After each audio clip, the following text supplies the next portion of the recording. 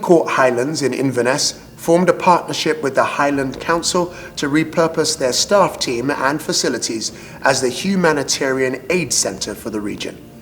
Their work with the community included activities for children of key workers, packing and distributing thousands of food parcels each week, and turning their venue's restaurant windows into a temporary community exhibition site to display a collection of Black Lives Matter banners. The most impressive thing about Court Highlands' response was how prepared it was to completely transform its building for the community.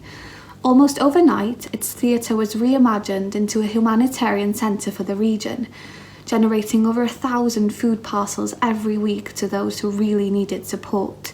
To adapt so quickly shows a true commitment to the community and is a reflection of its vital presence up in the Highlands.